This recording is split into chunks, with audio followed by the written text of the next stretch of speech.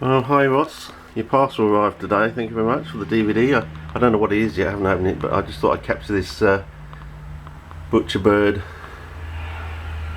sucking up the nectar in the Grevillea robusta, largest member of the Proteaceae. I mean, grows to that sort of stature. Can grow to that sort of stature in 7 years. I know that because we had one at my parents' place which grew to that enormous size in only 7 years when growing on swampy ground. So whether it has some sort of mycorrhizal relationship, some sort of other form of nitrogen fixation that we don't know about as yet, don't know, but you never know. I mean, to get that sort of growth, you know, from a member of the Proteaceae, so yeah, it just seems very strange, if not in, what is the word I'm looking for? I can't remember what the word is I'm looking for. Anyway, thank you very much for this, and I'll give it a go. I always like a pep up, and I suppose that's what it is. It's like an early inducement Christmas present, I suppose, so I can get down to sorting out these seeds, which I'm rapidly going to get down to. I've got one last step to do. Most of my videoing and any last minute seeds is almost finished. I just got to collect the Pygmea seed for Sean, and if you want some, sing out, because there probably will be plenty.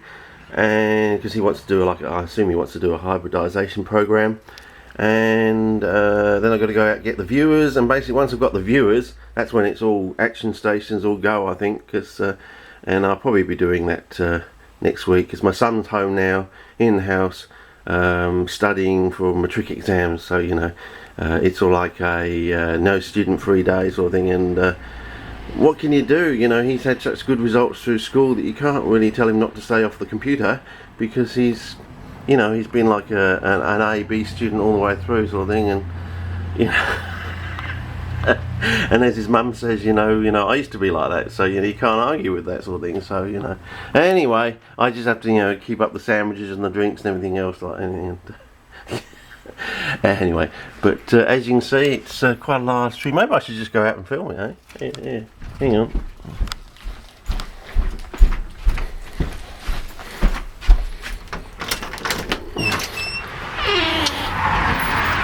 The bird will probably, oops, a couple of crows in the garden. They got a bit of a shock, didn't they? But yeah, how about taking a photograph?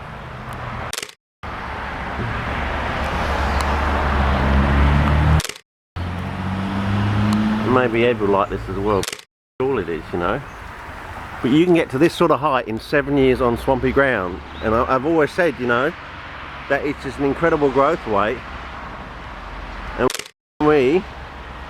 And why don't we, you know, they're actually gorgeous flowers, and they're full of nectar too. I mean, can you see that glint of the nectar in there? I mean, surely you could do something with that sugar sauce. And it flowers twice a year. It flowers now, and it'll flower again as we go into the wet again next year in the 2014 season. So think of all that timber we could be growing at a very high speed, and all that nectar could be churned into something. You know, that's a sugar source. You know, a carbohydrate. Surely that could be used for something. That's what I'm saying. You know,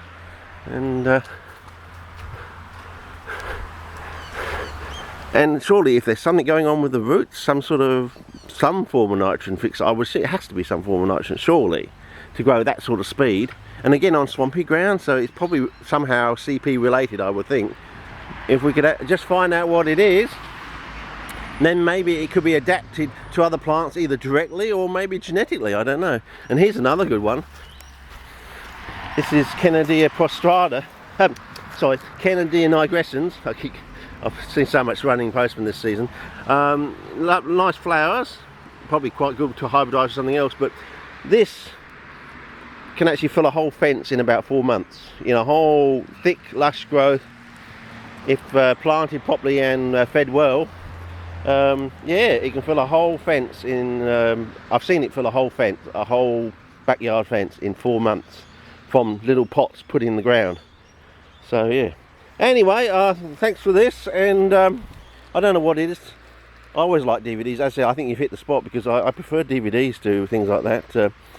Yep. And thanks for the encouragement, because I do need encouragement.